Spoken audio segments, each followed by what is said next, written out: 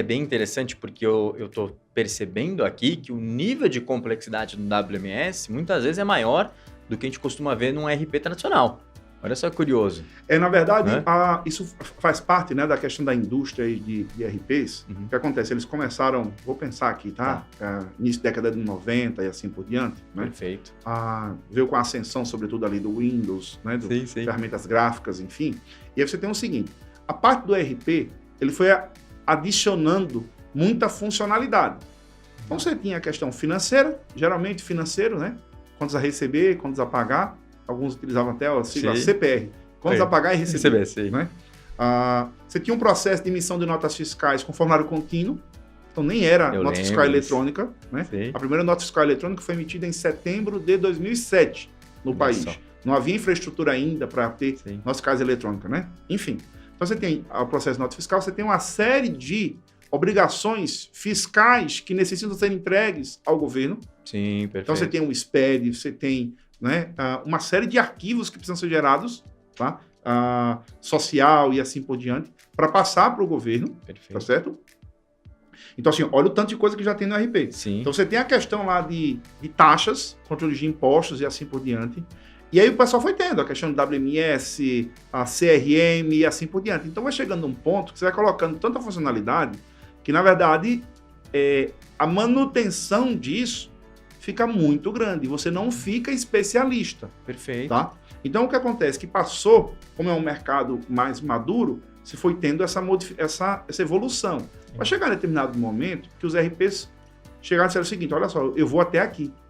E aí você tem hoje produtos específicos para CRM, produtos específicos que são WMS, né? Produtos específicos para cada um, tributários, por exemplo, e o RP foi se concentrando naquilo, que é o quê? O financeiro, a entrega de materiais, vamos dizer assim, de obrigações fiscais, tributárias e assim por diante. Então, você vai chegando no nível de especialização. Até que chegou num outro ponto, que é o quê?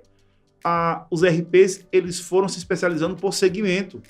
Tá, verdade. Então, você tem WMS também que são especializados por segmento, né? CRMs que são especializados por segmento. Perfeito. Por quê? Ou seja, vai chegando no nível... Isso é natural das economias que vão se desenvolvendo, que vai aumentando o nível de especialização. Perfeito. E aí, quando você tem uma empresa, por exemplo, que vende, vamos pensar, perfumes, você não quer qualquer RP.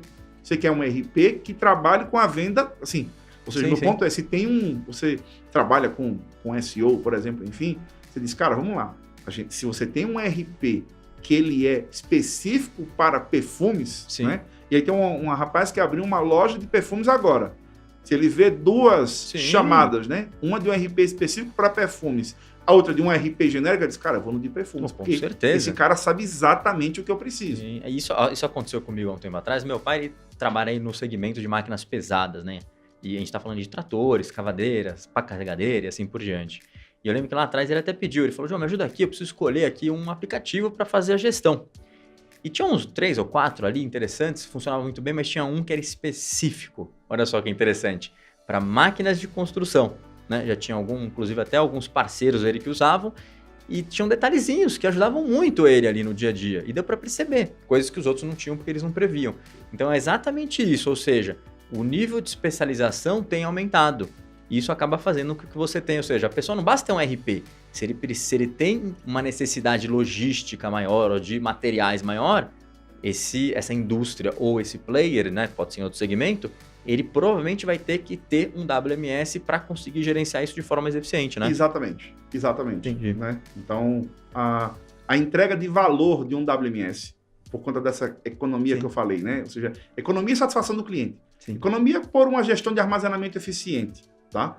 E satisfação do cliente pela entrega o mais rápido possível para o cliente. Então, esses dois fatores fazem com que ele agregue muito valor na operação.